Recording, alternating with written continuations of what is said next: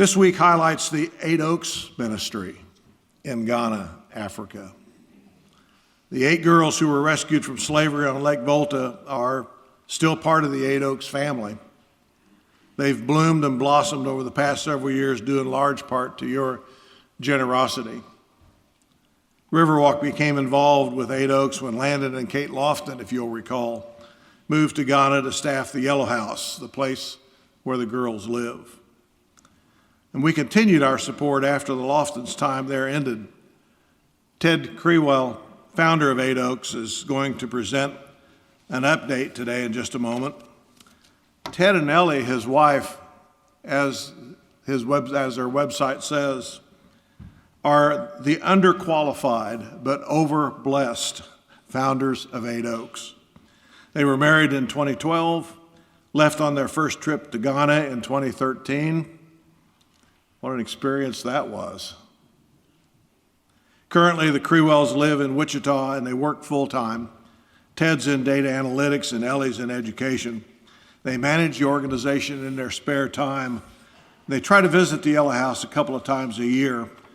And I hope, Ted, I don't know what your 5 minutes is going to be, but I hope you also mention the students that were and still are a part of this. So, Ted, come on up and give us an update. Good morning. Thank you so much for having me. Cannot emphasize enough how underqualified we are to be doing this. I'm 31 now. Ellie and I had this idea when we were 21. You know, when you're 21, that's the oldest you've ever been, and you think you're the smartest you'll ever be. And I'm 31 now. I was like, oh my gosh, I didn't know anything. And people gave us a lot of money. I was like, what was wrong with you people? You guys were believing in this. I think one of the cool things when we started, so Ellie and I had, I guess we were 22-ish. We just got married, just finished college, and I went to Ghana for 4 weeks to visit an organization called the Father's House. They had just brought 8 boys off of Lake Volta who had been child laborers, and I was very moved by that experience. One of the boys had mentioned some survivor's guilt about his sister who had been left on the lake. I don't like to talk about the conditions. I'll just let you use your imaginations. It's not good. And I was broken by that because he was only 10 years old and he had this sort of trauma he was navigating that I had no reference point for in my entire life. And so I just felt compelled to do something. And so that was the genesis of it. Ellie and I said, we want to create a house for girls, just like the Father's House, except this will be for girls. We didn't know what to do or how to do it, so we just started kind of talking about this. And the people who got most excited about it were about 20 or so high school students at Trinity. And so they started praying in our house every week. Every Saturday morning, they would wake up early. High school kids are waking up early. And they started praying. And they did this for over a year. And in that time, they raised somewhere around $30,000, a lot of them giving their own money. It was incredible that this started. You thought 21-year-olds were young. It actually is like 15 and 16-year-olds that were the ones that were the seed that really planted this and got it started. Their excitement was contagious, so their parents started getting excited, their churches started getting excited, and over the course of that year, we'd raised enough money to start Eight Oaks. And so myself, my wife, and our friends Landon and Kate Lofton, who at the time were going to Riverwalk, went to Ghana, and we planted it and got it started, and Landon and Kate ended up staying for another 1.5 years, and Riverwalk provided almost the entire amount of support for Landon and Kate to sustain them over the course of that 1.5 years. That was 2013. That was 8 years ago.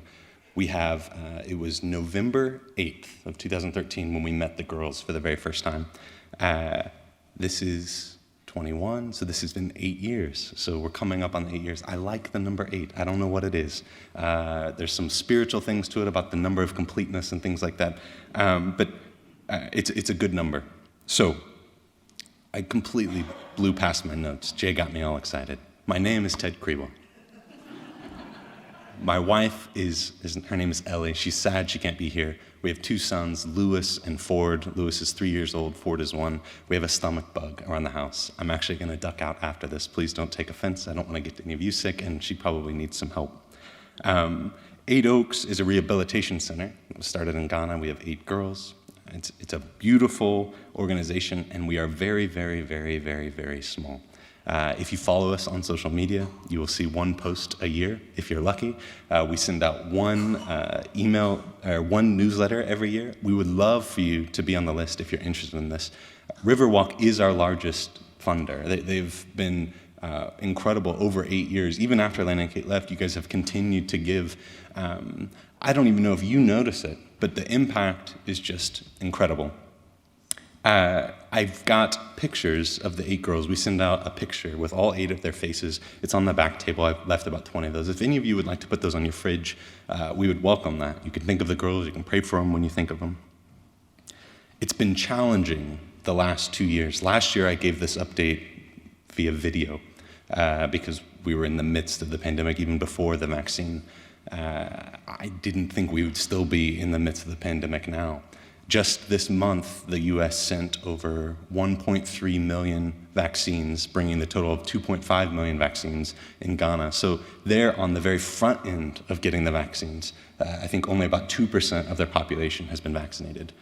They have the good fortune of being an incredibly outdoor culture, and so they haven't been ravaged nearly the same way our country has. Their windows are always open. They don't do air conditioning. They have outdoor events. So some of that is very, very good for their culture, but still, it's going to take time. I say all that to say I haven't been to Ghana in 2019. So when you guys asked me to give an update, I was like, I'd like an update too. I'd like to be there. It's the longest I've ever gone without going. But early on, we made a commitment that we wanted to be Ghanaian-led and Ghanaian-run. And so we had to find leaders that we could trust implicitly. And so we made that commitment watching from other nonprofits that had just, essentially failures by trying to be American-led in a foreign country. We have had the same director since day one. He met me when I got off the plane in the car. He was the first person I met when I got to Ghana, and he's the same person there. His name is Bernard Atachi. We would be nowhere without him. He's a college professor. He came out of retirement to do this, and we could not sustain it without them. So I want to give all the credit to our staff in Ghana, Bernard and his wife, Celestine, as well as Helen and Mercy, who care for the girls. They are incredible, and we miss them deeply. All right, the girls' names are Godsway, Sarah Sr., Dinah, Richlove, Lucky, Regina, Sarah Jr., and Gloria. The first 4, those oldest 4, are in junior high school. The oldest 3 of those will be starting high school, what they would call secondary school, essentially 10th grade next year, in which they'll start going to boarding school, which is wild. Lucky, Regina, Sarah Jr., and Gloria are all in elementary school or just right into the junior high school. One of the cool things, I've been talking about this for 2 years, I can't get over it. Imagine if your kids started school at like 10 years old. They started kindergarten essentially at 10 years old and just had to catch up. That's what all 8 of these girls have been doing. They started from no education and they just started at the ground up. Richlove won the spelling bee for her city 2 years in a row. Godsway and Lucky qualified for nationals along with Richlove in the spelling bee. I just like that. I'll keep talking about it. It's 2 years in a row. That's my main update is they won the spelling bee.